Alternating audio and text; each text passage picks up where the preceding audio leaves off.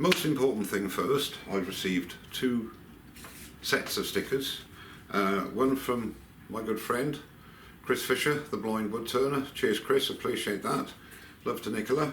And also from my friend from Denmark, David Richard, let's get the right way around, David Richard Dooley. Thanks David, appreciate that mate. Hope you had a good time at UKIS, as I think most of us did. Today's video is going to be a little bit specialised in so much as it might only be of interest to people who own the same lathe as I do. That's the Axminster AT1628VS. A quick explanation of why I'm doing this video. About 2 weeks before UKIS, I did some videos on lathe maintenance, and I was just checking the belt out as I do every sort of month or so, and there was a very tiny split on one edge. Now bearing in mind I've had the lathe for 5 years now, I should think just under 5 years, and so one thing has always bothered me. I always like to be able to do things myself to a point, and changing the belt seemed to be quite a task. Not the same as my old AWVS 1000, where it had a Reeves drive and belt changing there was easy, even for someone like me. So I rang Axminster and they were very helpful. I have had a little bit of misinformation regarding certain things, which I'll go through when I do the walkthrough on how to change the belt and the bearings on this particular lathe, but I have a feeling that quite a few lathes will have a similar sort of setup. And for me it was a bit daunting, because I'm not an engineering type, as you've most probably gathered. So I enlisted the help of my good friend, or long-time friend, Joe from the village, who is not an engineer but has a lot more nous than I do on certain matters, so I thought 2 heads would be better than one. So we got our heads together and got it sorted. And I got thinking it might be of interest to people. There's absolutely nothing on the web, and there's nothing on the Axminster site, there's nothing in the manual regarding belt change, which sounds to me as if it's the only option is to send it back to Axminster to have it done. So anyway, I had a chat to one of the guys at Axminster, who was relaying some of my questions to the technical department and vice versa. And what happened was that it came down to the fact that if I wanted it picked up by a carrier, I'd have to package it properly, which really wouldn't be, it'd have to be in a wooden box and so on, because of the weight of the headstock. And of course you'd have to disconnect the wiring and everything else. The other option would be to wait for one of their lorries to be in the vicinity. Well, that's fairly regular, I think, as far as I'm concerned, but it would mean a week at least, maybe 2. And then of course the time it takes to get there and then actually get worked on and come back. And apart from that, the time factor, the cost. I mean, obviously they've got to charge for their labour and what have you, and he also mentioned to me that as a matter of course, if they change a belt on this machine, they will change the bearings too. So I thought, right, okay, let's look into this. So I'll cut a long story short. Instead of costing, I don't know, 150, 200 pounds, maybe even more, I might be a bit naive there, it cost me a grand total of just under £50. £32 for the replacement bearings, which I got from a local bearing company in the town in Bedford, near where I live, and the belt from Axminster, which came the following day, as you'd expect from them, was £13 something, I think. So all in all, it came to under 50 quid. And I thought to myself, well, if I do mess it up, I've wasted £50, but I'd send it to them to sort out anyway. So I didn't film it, so what I've done is taken some pictures of parts, and I'll walk you through it. As I explained, this may be of no interest to a lot of people, but I just thought a good idea to put it up. And Axminster do say, or do tell me, that they will be doing a how-to video, but when and whenever that comes online, I don't know. So this is basically for owners of this lathe. I hope you enjoy it. I hope it's of some use, and excuse the amateurish way in which I'm presenting this. Nearly forgot 2 very important things. Number 1, in November, the Harrogate, the North of England woodworking, tool and woodworking show, which is one of the biggest, well, if not the biggest in the country. I've been asked, I think I said this on the last video, but I'm going to keep promoting this now, and hopefully I can meet a lot of you that I didn't meet at UKIS, who couldn't make it to UKIS. I'll be there on Simon Hope's stand. I'll put more details as and when they're available, and that is in November and at Harrogate, and then in May of next year, Maker Central, a massive event organised by Nick Zammit of NZ Wood Turning. Some amazing artists coming from over the pond and all over the world, in fact. As I said last time, a big undertaking for Nick, but if anybody can do it, mate, you can, as I said last time. So if you're in the area, it's in Birmingham in the NEC. If you're in the area around that time or make plans, come and visit us. There'll be a lot of YouTubers there, and there'll be some fantastic makers there from around the world. Okay, now we'll go across to the lathe. The basic object of this exercise is to remove the old belt, which was this one, and replace it with a new one, which is this. Being that it's captive on this spindle, you have to remove the spindle. It was suggested by Axminster that you don't need to completely remove the spindle, you just need to be able to move it sufficiently where the pulley gives enough room for the belt to be threaded. To be quite honest with you, I personally think that's a no-no.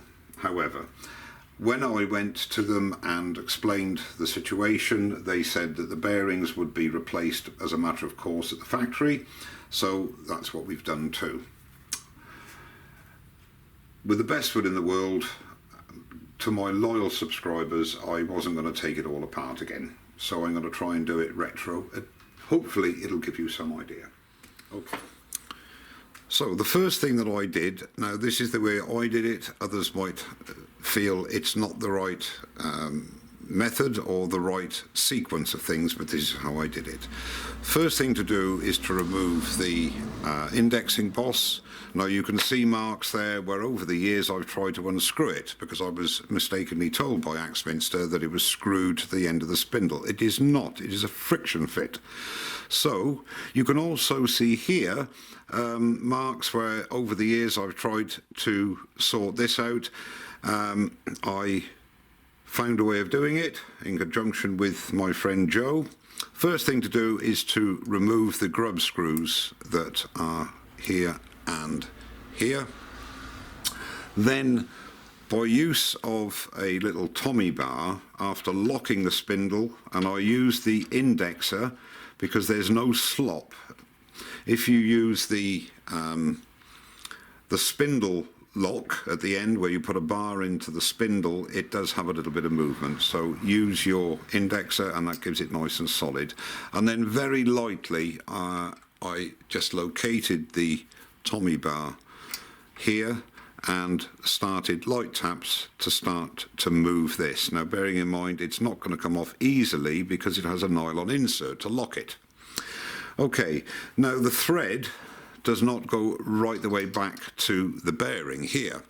So as you're undoing it, you will then, this part of the shoulder will contact the back of the indexing boss, and as you start to remove this and move it out, it'll slide this along, but you'll run out of thread.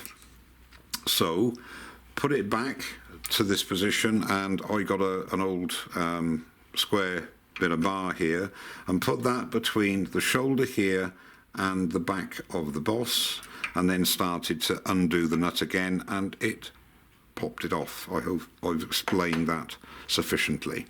And then you carry on until this nut is removed. If you have a C-spanner or have the ability to get hold of one, that would make the job obviously a lot easier.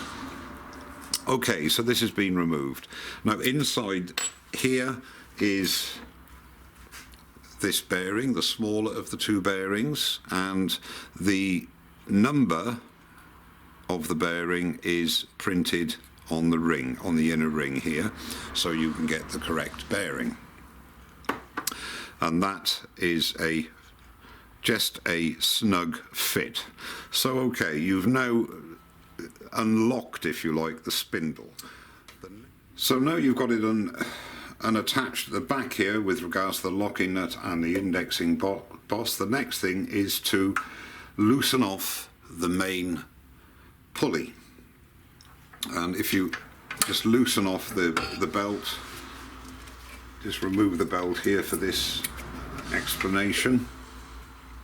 Okay, you have a grub screw, and if you slacken off the grub screws, then the pulley will move up and down the spindle, allowing you eventually, when you've knocked it through, that the spindle will come out of will slide through the pulley.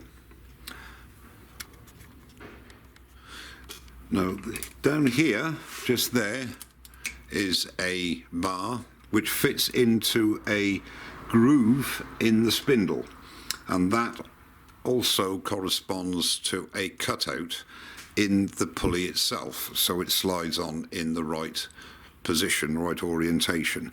Now when you slide the pulley up, there is a stop. It will only go so far, and that aligns it perfectly with the bottom pulley. So you have now got the pulley moving up and down freely on the spindle. You then have two bearings inside the casing here, these two bearings here, and again they have the numbers you need written on the inside and outside of them. Now also you'll notice at the back of the headstock end of the spindle there are 4 screws. Now I wonder what those screws were for originally, but you have to remove those screws to be able to get the spindle out, because it won't go past the pulley. And after much pondering and getting them out, I realised that they are in actual fact the register for the RPM. So that's what they're there for, as well as to stop you removing the spindle. So with those removed, these screws removed, the spindle, let's go out again, the spindle, the pulley rather, loosened off, everything slides smoothly. So now, going to the back again, started the fun bit, and I'll just go through this once more. You have slackened off the pulley, that's free to move up and down. You've removed the 4 screws that are on the spindle itself. You've removed the boss, and you've removed the retaining nylon locking nut, and then used a rubber mallet, maybe it's overkill, and just started to knock it through. Here's a picture of the spindle, how it looks. There are the 2 bearings. There's the spacer I was talking about in between the bearings. There's the hole. There are the holes for the screws I was talking about for the RPM indicator. This bearing is the back bearing, and sorry about this unprofessionalism, and that bearing fits in there. Okay, and there it is in close-up. Okay, now what we have to do is to remove the bearings. Now you can get a bearing puller, but I didn't see the point in doing that, so again I used the Tommy bar method again, and just very lightly on either side of the bearing tapped it to loosen the bottom bearing. When that comes off, the 2 spacers slide off, and then the same method with this bearing. And how I did it was this. I have plywood on the inside of my jaws. I just double stick tape those in, and they're brilliant for this sort of an operation where you don't want to mar the material that you're holding. I mean, they do deform. All we do is peel them off and put new ones on, but they have the ability of forming around the piece you're holding, so you get a very, very solid hold on the piece. So I put the spindle in the vise, and tapped, as I say, with a Tommy bar, like so. Tapped it down on both sides, a little tap this side, a little tap that side, and did that till it started to move down. And here you can see the slightly raised part of the spindle onto which they friction fit. Then it releases, then the two spacers slide down to the bottom, and the same operation. This one's already started. I've started to move this one, and then it releases them. And then it's a case of putting the new bearings on the spindle. And what I did there, I haven't got a picture of that unfortunately, what I did there was turn it around. I actually got the shoulder here and the top of the vice jaws of the plywood, and then that gave me a pillar of the spindle. And my mate Joe went away and milled up this little jig. It's made of this part here is an old washing line post, and fits perfectly on the bearing. And then you literally have your spindle, place the bearing, place this on top, and knock it down until it's seated in the correct position. Then you slide the two spacers down, and you will end up with that, with the new bearings on. So then what you have to do is to replace the spindle. Again, it's all in reverse. You place the spindle into the headstock, slide it through your pulley, make sure that you've got the bar, the bar that goes on the inside of the pulley, and you've got that seated correctly in the groove that's in the spindle. Move it back to its, leave it loose, and then start to knock your spindle in. And again, I used a piece of wood and a soft mallet and knocked the spindle back through. So once you've knocked this through to its seating position at the front, the locking nut will then, as you're tightening it, will seat the smaller bearing flush into the housing. So now you have a situation where everything's in, you've got this where you want it. Then you can slide the pulley to its stop point and tighten up the grub screws, and then place your belt back on the pulleys, align it up, apply a bit of tension, and I always just rotate it by hand to make sure that the grooves have found their correct position, apply a bit of pressure and lock it off, and then your job is done. It worked for me. I'll just show you how it works.